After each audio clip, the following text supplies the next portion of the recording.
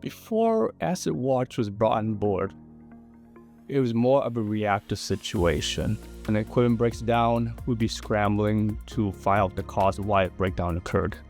It was a lot of firehouse maintenance. We had to jump on our wagons and run out there and start not putting out literal fires, but it was run from event to event and try to take care of one catastrophe after another. My first 2 or 3 years, we experienced multiple catastrophic downtime events with our mills, our dust collectors, and our water cooling area. Preventative maintenance tools have been around for a long time. They're mainly for oil and gas industries, things that run in steady state conditions that don't change very often. In our industry now, particularly in our processes, we have a lot of SKUs, different motor draws, different power consumptions, different vibrational patterns, things that traditional tools can't process very effectively. And when we talk to these other companies, they're like, well, yeah, we can do it.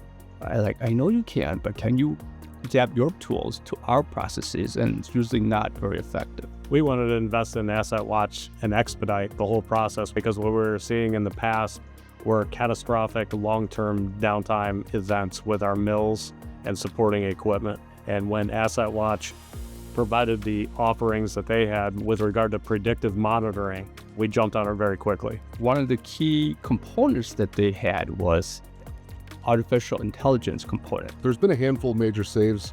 We've had a couple of pumps that they found the couplings were wearing real bad and about to completely fail. And that was out on our chiller. We are down to one chiller at the moment, so having the pumps, keeping the pumps running on that was a pretty important thing. And then we also had a predictive monitor alert that came up on one of our motors on one of our main pieces of equipment that would have been a 6-week downtime event. And we were able to get ahead of that with our maintenance team based on the information that AssetWatch provided us. They analyzed the vibrational patterns of our motors, of our bearings, and then this is exciting for us is that there is a human component that actually confirms what the AI is predicting. So during our weekly meetings with the AssetWatch engineers, they provided us the trend analysis based on both of those pieces of equipment, and we were able to do routine preventative maintenance on both of those pieces of equipment in order to keep ourselves from long-term downtime.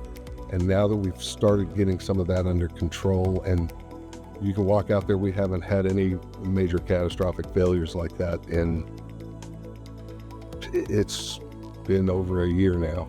So now we're planning preventative maintenance instead of reactive maintenance.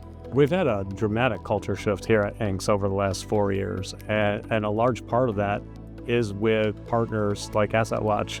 You know, you go back 4 years or so, because here we're asking for them to provide ink and, have high on-time delivery to make sure that we're satisfying our customers, but yet they can't run their mills. And because we didn't have the predictive model in place, we were reacting to catastrophic downtime events where we would be down multiple shifts, multiple weeks in some cases, in order to source spare parts. If you have anything that has motors and bearings, you're gonna get some kind of a benefit from any kind of analysis.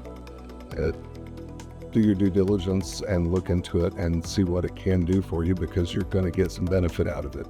The more you have, the more benefit you can get. Don't worry about old equipment. Do what they say.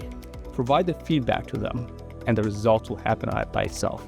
And people were asking me, how have you moved the needle so quickly? And it was very easy for me to go back to strong partnerships with companies like AssetWatch and the forward-looking technology that companies like yourselves offer in order to move the needle and get down the journey quicker.